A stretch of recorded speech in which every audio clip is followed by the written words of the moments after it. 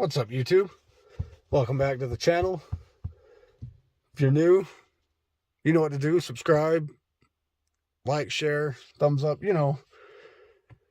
But today we're going to be doing another Avalanche video. We're going to be changing out the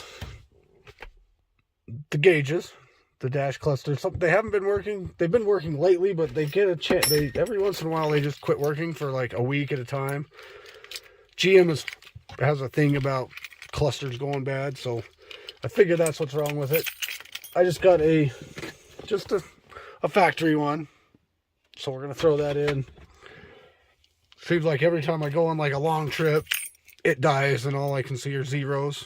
So I don't know my gas, I don't know my oil pressure, don't know my temperature, don't know anything else. So I don't know if I'm overheating or not. So today we're gonna be changing this out. So it's actually not too bad. You just kind of gotta turn your key to on. See, like right now it's working. Crazy. You have to flip that all the way down, your shifter, and then you can turn it back off. You've got to keep the key in it. But yeah, then you just kind of pull on this. This thing just slips right off. Just kind of pull on it a little bit. You might have to get a screwdriver down in there sometimes, but it's not too bad. But you just pull this off and it just slips right out like that. It seems harder than it should be, but it's really not. And then you can pop that back in gear, and then you've just got some 7mm bolts at each, pretty much at each corner. Got one back there, you can't really see very good. You've got one there, got one there. So it's just a 7mm. 7mm and a ratchet and extension is pretty much all you need. You can use an impact tool on this if you want, but if you do, I recommend be careful. It can be over tight. It is just plastic. Can break. So I would be cautious of that. So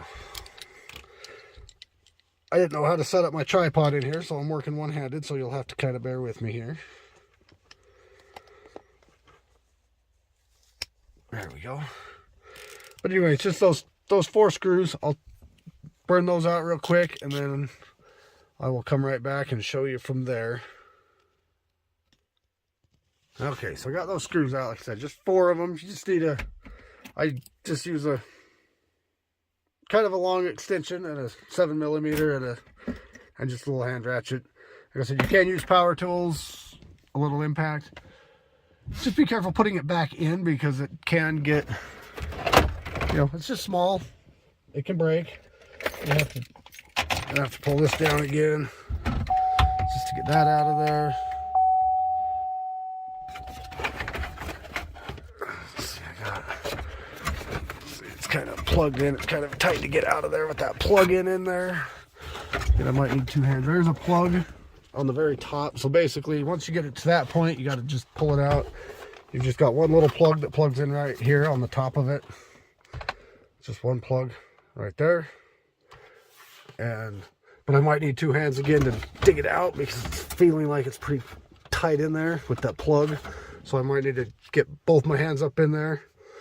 But yeah, you just got to kind of dig your hand up in there, pull that plug out of there, pop the new one in, and we'll kind of go to that point, and then I'll be right back. Okay, so it was kind of tricky, but basically I just got my one hand back up on this side. I felt it, and once I pull this out, I'll show you how that plug looks. So it's just one little plug. It just has this little tab right here that you push up on.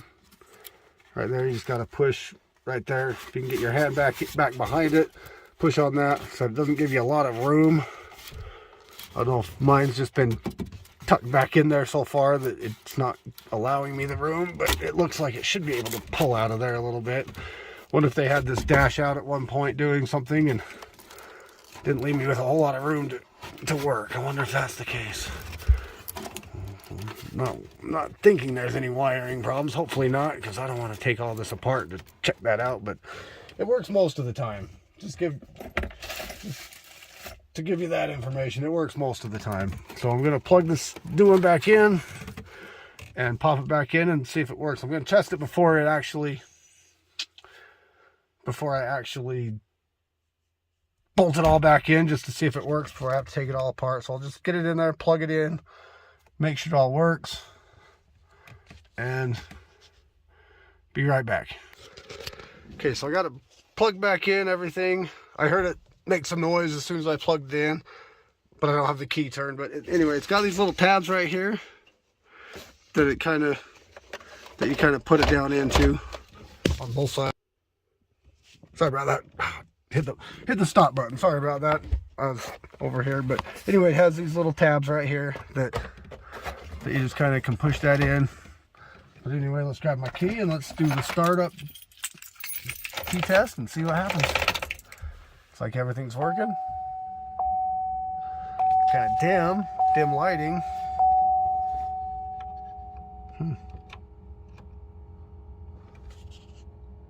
It's kind of, whoa. This thing showed 425,000 miles on it. Woo, that's a lot. But it looks like so far all the gauges work and everything. Yeah, it shows 427,241 miles. Wow, that's like double what this thing has. This thing technically doesn't even have over 200,000, but that shows a lot of miles. But well, it is what it is.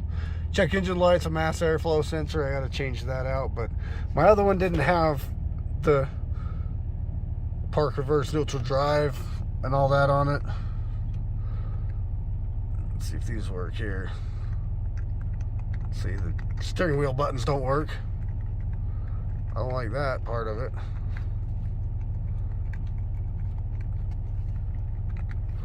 So I lost my steering wheel power buttons, so it doesn't really show a whole lot on that. So I'll have to look into that, why my steering wheel buttons quit working.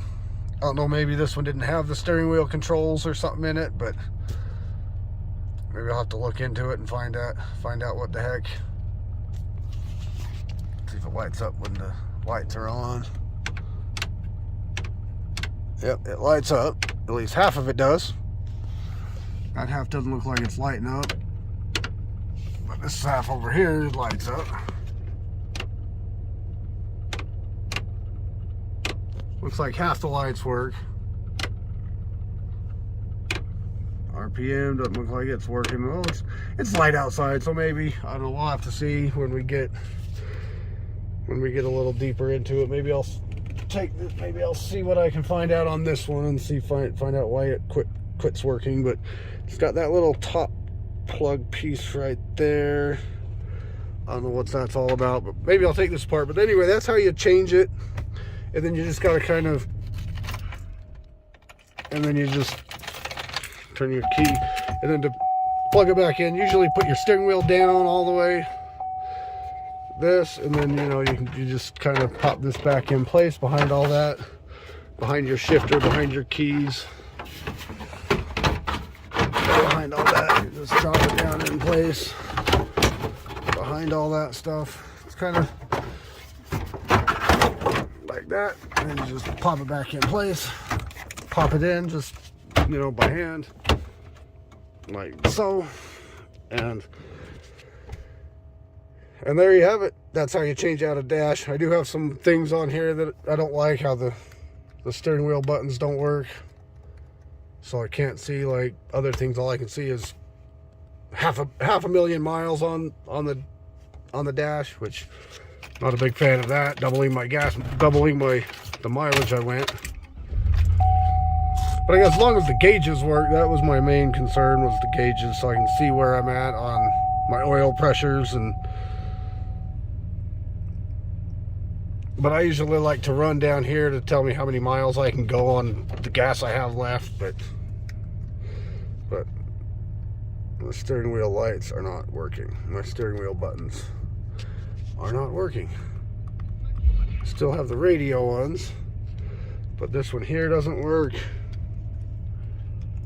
And so maybe this one didn't have the steering wheel controls. Maybe it did, maybe it didn't. and it looks like only half of the lights are working in it.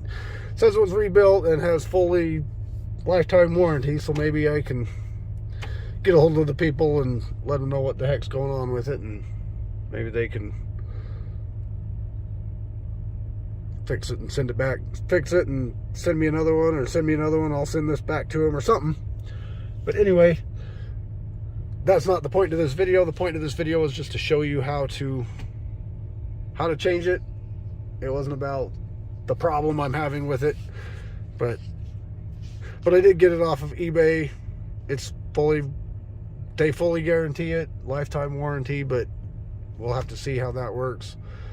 But I haven't done a lot of videos of the Avalanche lately because it's snowed out here. We got tons of snow. You can see it. I mean, we're buried in snow.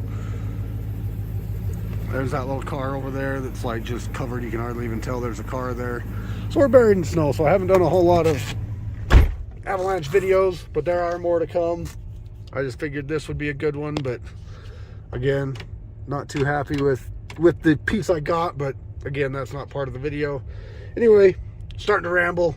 That's how you change out the dash cluster in a 2003 Avalanche. Most Chevy trucks that same year are the same.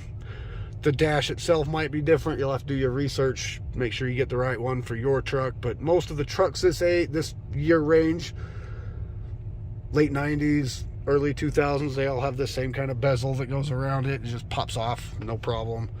And then the 4 little screws in the corner, which I forgot to put back in, so I'll pop this back off and throw those in. Actually, I don't know if I'm going to throw it in yet or not, because if I'm taking it back out, I'll just probably leave the screws out for now, but put those screws back in, good to go. Anyway, sorry I'm rambling. That's how you change this out. If you like the video, have some other suggestions, comments, leave a comment down below. If you're new, be sure you subscribe. If you're not new, thanks for watching. Subscribers are the engine of this channel. It wouldn't be here if it weren't for the subscribers. But anyway, thumbs up, subscribe, comment, you know the deal. If you're feeling generous, I don't have any sponsors. I pay for everything. So if you're feeling generous, hit a super thanks down below, and I would appreciate it. If not, just a simple subscribe is perfect. Every tiny little bit helps a mile. So anyway, that's the video. Thanks for watching. I will see you next time.